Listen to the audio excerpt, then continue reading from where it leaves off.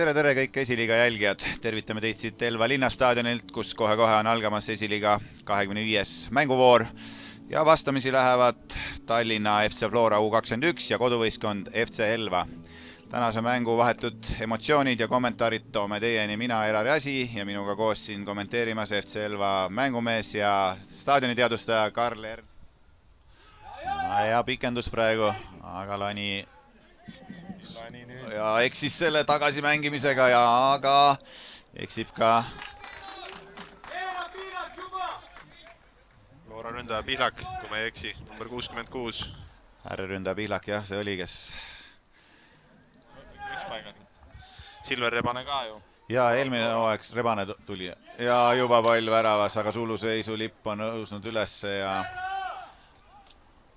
see vist pall läks vist isegi Elva meeste puutest väravasse, aga võeti kuskilt suluseis ja suluseis oli palli kastib värava ette, aga ja sealt ei olnud palju puudu, et kaitses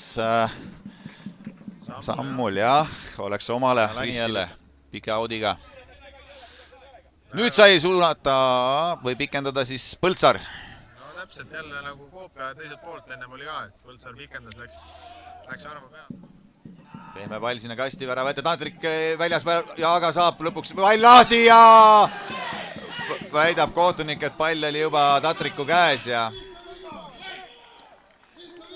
kõva pusimine seal oli näha, et see pall oli planeeritud sinna penalti punktile. Ja saab nüüd Raudsalu, nüüd Loorents lööb ja Rebane tõrjub lähilöögi. Ja siin suutis palli ära mängida. Kas nüüd muidugi, jah. Ja saabki punase kaardi nüüd. Lani viib kasti. Ja Tatrik ei ulatanud pallini, aga Jaagant oli see mees, kes sai pea vahele, aga tundub, et suunas palli väravast mööda, et suunas.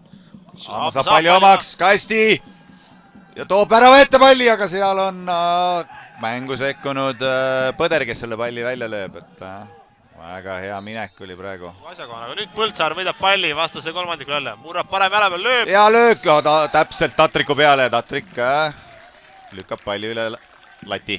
Ja väga hästi, kohe võitis palli ja väravahiti teda ka. Ja Puurov nüüd otsib ja läbi sööd Haapma. Saab, ei saa palli omaks hästi ja vasaku jalaga mängis ja Tatrik käed vahel ja et jäi natuke see pall kütile konksu. Ja nüüd Jakovenko suunab sinna, aga napilt üle lati. Ja Flora poolt ka üle pika jaoks siuke kiire ja konkreetne rünnak, et vahet väike lõbu. Paneb palli ette ja mäng lõpeb siis meil 0-0. Tõenäoliselt peab selle punktiga rohkem rahul olema Floras, teine poolaeg nad vähemus oli ja nad ikkagi rohkem surve all olid ja